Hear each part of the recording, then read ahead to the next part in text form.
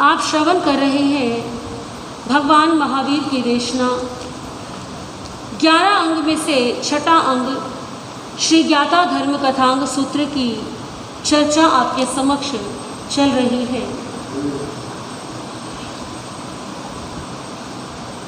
आगम के स्वाध्याय का ये लाभ है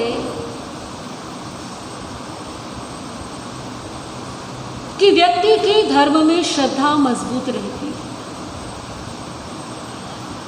हम जिन वाणी श्रवण करते हैं, आगम का स्वाध्याय करते हैं, जिन वचनों पर श्रद्धा मजबूत होती है, अनेकों शिक्षा मिलती है। भगवान की वाणी हर काल हर युग में सत्य है, उपयोगी है। हम ऐसा नहीं कह सकते कि उस समय के अनुसार ये वाणी जो है उचित थी, आज समय बदल गया है तो इसमें सुधार होना चाहिए, ऐसा नहीं। तीर्थंकरों की देशना, तीर्थंकरों द्वारा दिया गया निर्ग्रंथ प्रवचन हर काल हर युग में साधकों के लिए समान उपयोगी है। श्रद्धा को मजबूत करने वाला, जीवन से दोषों को हटाने वाला,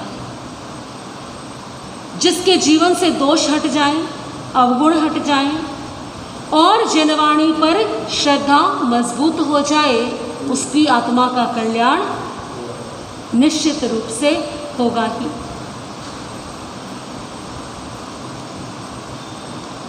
आपने श्रवण किया कि किस प्रकार से कौन सा नगर है, क्या परिस्थितियां हैं वहाँ की, क्योंकि अभी तो चर्चा प्रारंभ ही हुई। प्रथम अध्ययन की प्रारंभिक चर्चा हो रही थी। कौन सा नगर था? चंपा नगरी। राज्य किसका है? कौणिक का। बिल्कुल सही। चंपा नगरी में कौणिक का राज्य है। समय है, प्रभु महावीर का निर्वाण हो चुका है और आर्य सुधर्मा स्वामी प्रभु महावीर के पाठ पर विराजमान होकर के संघ को संचालित कर रहे हैं।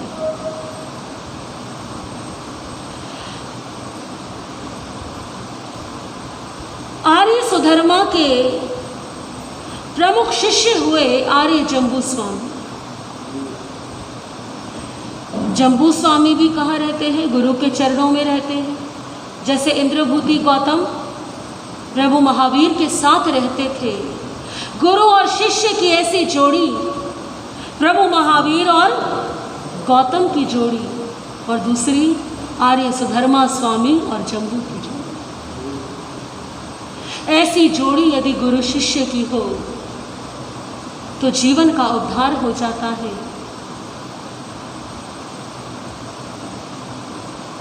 विचरण करते करते चंपा नगरी में पधारे। चंपा नगरी में चंपा के उत्तर पूर्व यानी ईशान कोण में पूर्णभद्र नाम का चैत्य था। उस चैत्य में, उस उद्यान में आर्य सुधर्मा स्वामी अपने शिष्य मंडली के साथ, अपने प्रमुख शिष्य आर्य जम्बू के साथ में उस उद्यान में विचरण करते करते उस उद्यान में पधारे। अब आने वाले समय में आर्य सुधर्मा का प्रवास कहाँ होगा? उस चैत्य के अंदर, उस पूर्णभद्र चैत्य में, उद्यान में। बड़ी महत्वपूर्ण ध्यान देने वाली बात है यहाँ पर। किसी भी नगर में यदि आप आगम उठाकर के देखेंगे तो किसी भी नगर के उत्तर पूर्व में आपको क्या मिलेगा? उद्यान मिलेगा। और वहाँ पर क्या मिलेगा? चैत्य। कई बार बहुत लोग प्रश्न करते हैं कि ये चैत्य क्या होता है। चैत्य के वैसे तो अनेकों अर्थ हैं। यदि अर्थ की दृष्टि से देखा जाए तो आगम में वर्णन आता है, आगमकार फरमाते हैं कि चैत्य शब्द जो है उसके 112 अर्थ निकलते हैं। कितने अर्थ निकलते हैं? 112 अर्थ निकलते हैं। स्थान के अनुसार, परिस्थिति के अनुसार, वातावरण के अनुसार प्रत्येक शब्द का अर्थ जो है बदल जाता है। यहाँ पर चैत्य का जो अर्थ है, चैत्य जिसे चबूतरा जो बना देते हैं उसे भी कहते हैं चैत्य। कोई ऐसा स्थान जहाँ पर संसारी लोग अपनी मनोकामना पूर्ति के लिए आते हैं उसे भी क्या कहते हैं? चैत्य कहते हैं। संभवतः किसी समय पूर्व में ऐसा हुआ हो कि पहले वहाँ एक स्थान का निर्माण हुआ, उद्यान का निर्माण हुआ, फिर एक चबूतरा बना दिया गया किसी स्मृति में या किसी विशेष प्रसंग पर, और धीरे धीरे लोगों में उसकी मान्यता होने लगी, पूजा लोग करने लगे। ऐसा संभव है।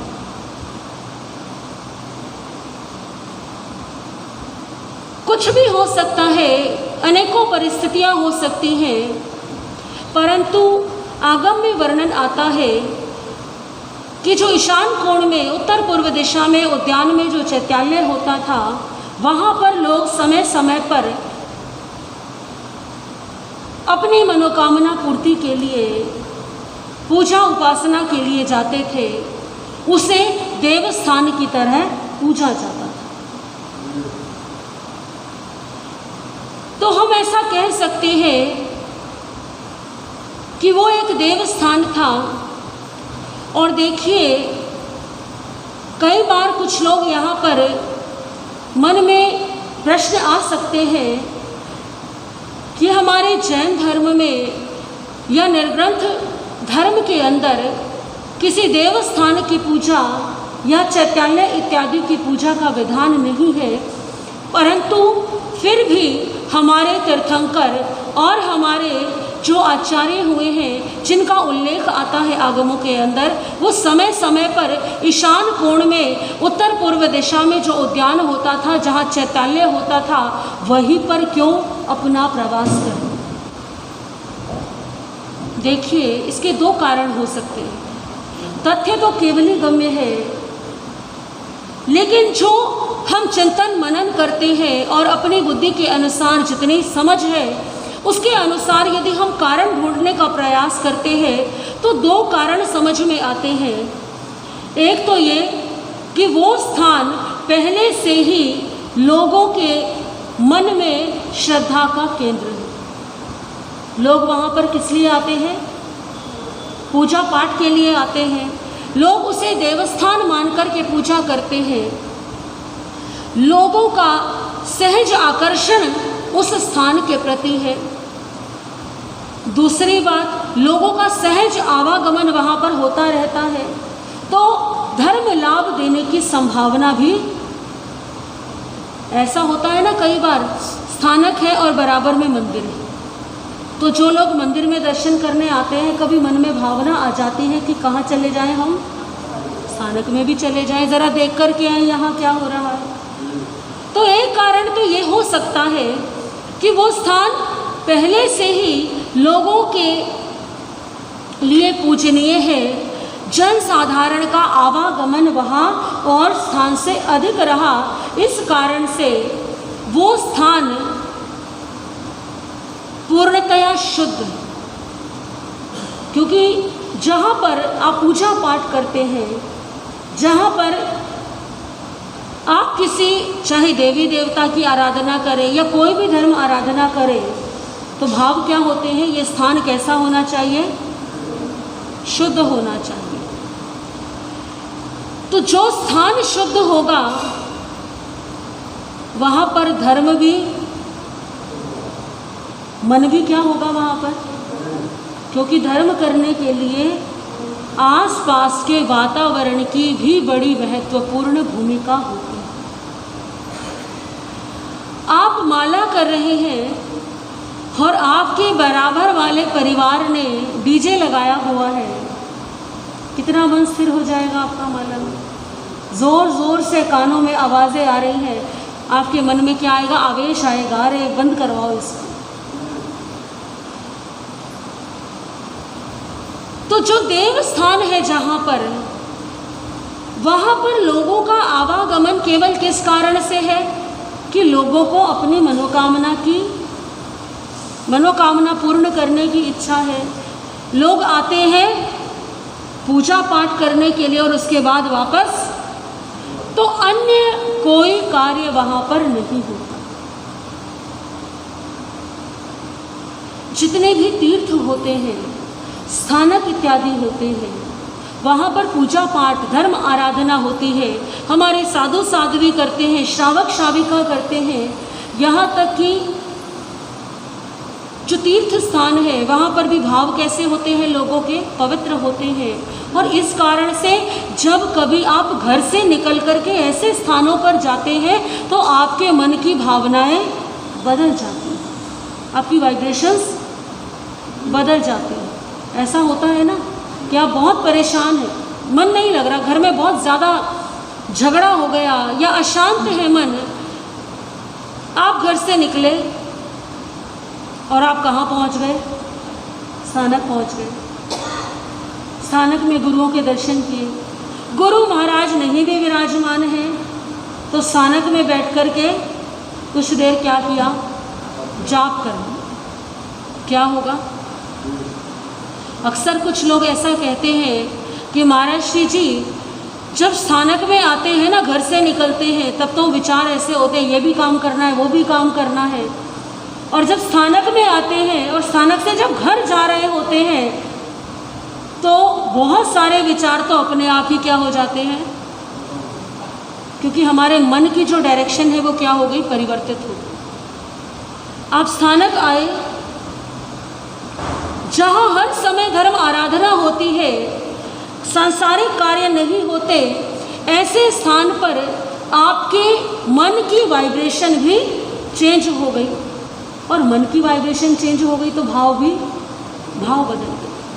इसी कारण से जो व्यक्ति लगातार धर्म आराधना करता है, केवल नाम मात्र के लिए नहीं, वास्तविक रूप से, यदि कोई व्यक्ति नियमित रूप से धर्म आराधना करता है, नियमित रूप से स्वाध्याय या चिन्हवाणी का श्रवण करता है, बहुत कम संभावना है कि ऐसे व्यक्ति को मानसिक अवसाद घेर ले। और यही कारण है कि प्राचीन काल में, आज के समय में तो हर मोहल्ले में मंदिर बन गए हैं, धर्म स्थान बन गए हैं, लेकिन पहले तो गांव होते थे, कस्बे होते थे, और हर गांव के बाहर एक क्या होता था, एक मंदिर होता था। वो किस लिए बनाया जाता था, वो इसी कारण से बनाया जाता था, जब मन उद्विग्न हो, सांसारिक व्यक्ति परेशान हो गया है, उसे कोई रास्ता नहीं सूझ रहा, मन में तरह तरह के ख्याल आने लग गए। कई बार मन में जो है ऐसे निकृष्ट विचार भी आते हैं कि अपने जीवन को ही, तो ऐसे परिस्थिति में कई बार व्यक्ति का मन करता है घर छोड़ के ही क्या करूं, निकल जाऊं। तो व्यक्ति यदि घर छोड़ के निकल भी रहा है ना, तो गांव के बाहर क्या है, वहाँ जाके बैठ जाए, थोड़ी देर में मन शांत हो जाएगा और फिर वापस घर आ जाए। मन को शांत करने का ये माध्यम, तो जो चैत्यालय है वो पहले से ही साफ सुथरा है, वातावरण शुद्ध है, निर्मल है। सांसारिक लोगों का केवल अपने पूजा पाठ के लिए आना होता है, तो धर्म आराधना के लिए वो स्थान कैसा है, उपयुक्त है।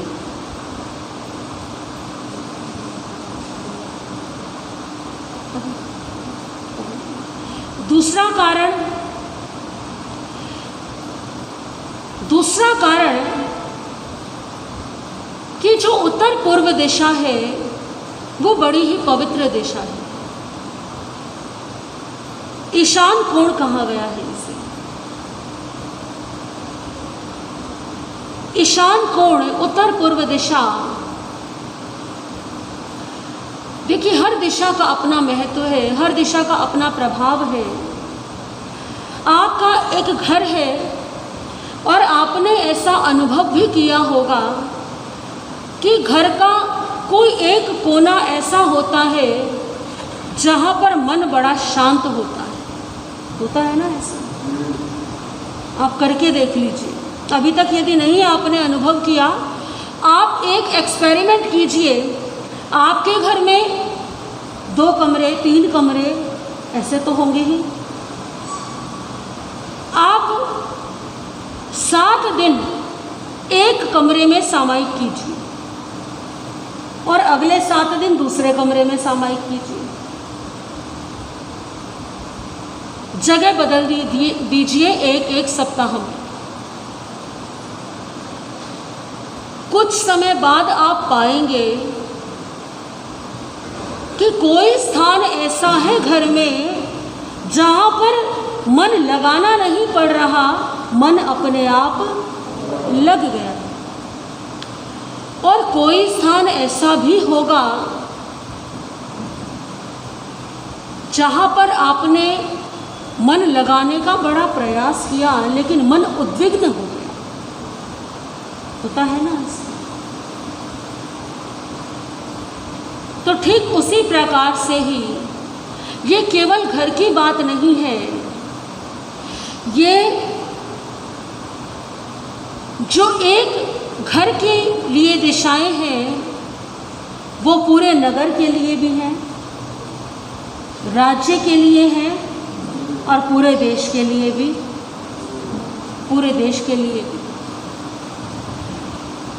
जितना जितना दायरा बढ़ता चला जाएगा उसके अनुसार दिशाओं का निर्धारण होता चला जाएगा और बड़ा प्रभाव है दिशाओं का।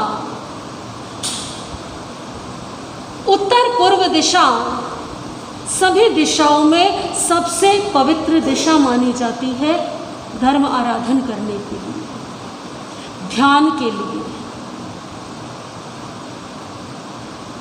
मन को स्थिर करने के लिए। उत्तर पूर्व दिशा, जहाँ पूर्व दिशा और उत्तर दिशाएं आपस में मिल रही हैं। वैसे तो पूर्व दिशा अपने आप में बड़ी पवित्र दिशा है और उत्तर दिशा को भी अक्सर कहते हैं ना, उत्तर दिशा तो किसकी है? मुस्कुराहट आ गई चेहरे पे, पता है सभी को। कुबेर की दिशा है, खजाने की दिशा है, धन की दिशा है। उत्तर दिशा जो है, उत्तर दिशा की तरफ मुंह करके बैठो, उत्तर दिशा की तरफ क्या करो? अलमारी का, कहते हैं ना ऐसा। पूर्व दिशा को कहा गया कि पूर्व दिशा जो है वो देवों की दिशा है, क्योंकि सूर्य उदय होता है, ऊर्जा का संचार होता है। उसके पश्चात पश्चिम दिशा और फिर सबसे आखिर में मना किया गया है उसके लिए, इधर मुंह करके ना बैठे। कलह का कारण बन जाता है, मन उद्विग्न रहता है, कोई ना कोई परिस्थिति ऐसी बनेगी कि अपने प्रयास का पूरा फल नहीं मिलेगा। उत्तर पूर्व दिशा एक ऐसी दिशा है जहां आपने एफर्ट्स किए और आपके एफर्ट्स से ज़्यादा आपको, तो क्यों ना हम ऐसा काम करें कि जहां मेहनत भी कम हो और रिजल्ट भी ज़्यादा मिले। तो उत्तर पूर्व दिशा में बैठ करके और उत्तर पूर्व दिशा की ओर मुख करके जब हम धर्म आराधन करते हैं तो हमारा जो मन है वो पूर्णतया स्थिर रहता है।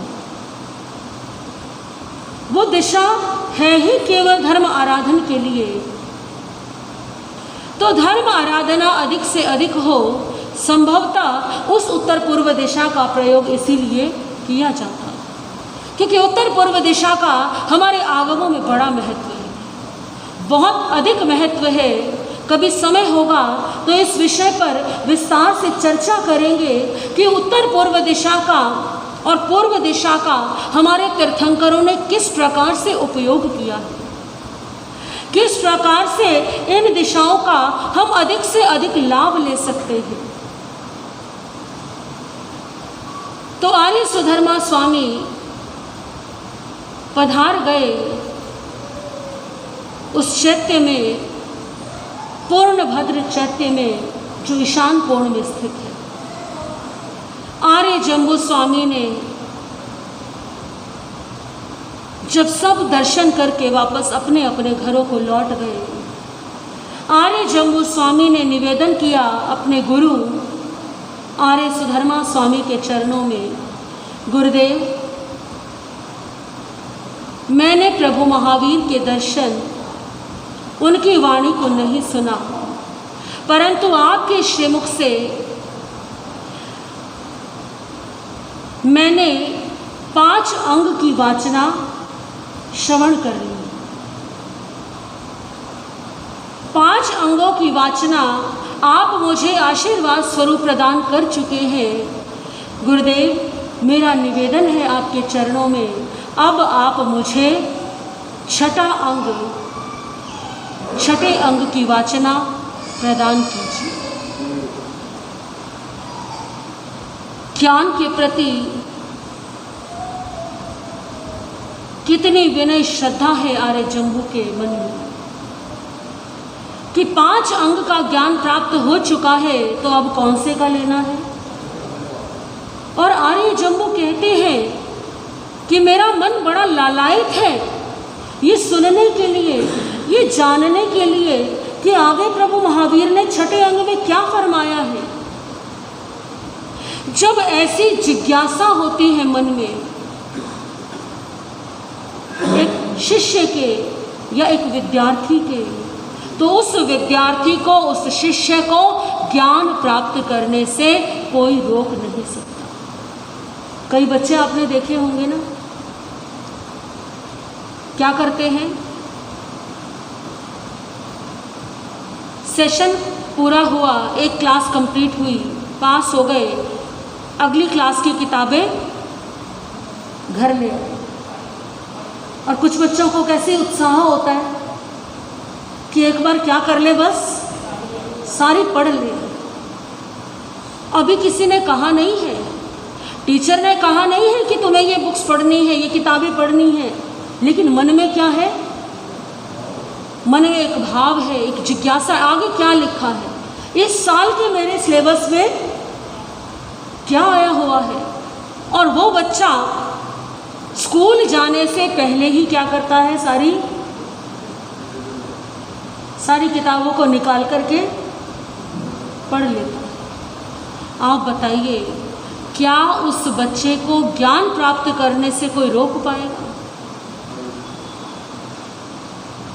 ठीक उसी प्रकार से जो शिष्य नया ज्ञान प्राप्त करने के लिए सदैव उत्सुक रहता है, एक तो शिष्य ऐसा हो कि गुरु कहे कि पढ़ाई कर लो, स्वाध्याय कर लो, गुरुदेव अभी तो बहुत टाइम है, कर लेंगे, उसे कभी ज्ञान प्राप्त नहीं हो सकता। लेकिन जो शिष्य ये कहे कि गुरुदेव या गुरुनी जी महाराज, जो आपने दिया था वो ज्ञान तो मैंने सीख लिया है, अब आप आगे फरमाइए कि आगे मुझे, तो ऐसा शिष्य श्रीमद् उत्तराध्ययन सूत्र के 11वें अध्ययन बहुश्रुत में कहा गया है, जिस शिष्य में ऐसी जिज्ञासा होती है, ऐसा शिष्य समय आने पर बहुश्रुत बन सकता है। क्योंकि ज्ञान प्राप्त करने के लिए जिज्ञासा का होना परम आवश्यक है। जैसे आपके मन में जिज्ञासा है कि अब आगे क्या होगा, क्या 6ठे अंग में आर्य सुधर्मा स्वामी फरमाएंगे, क्या भगवान महावीर ने कहा होगा, पता नहीं इस आगम में क्या लिखा होगा, इस आगम में क्या फरमाया होगा। ऐसी जिज्ञासा जब आपके मन में होगी तो आप भी स्वाध्याय कर सकते हैं, जिन वाणी का लाभ ले सकते हैं। श्रीमद् ज्ञाता धर्म कथांग सूत्र की आज की चर्चा यहीं तक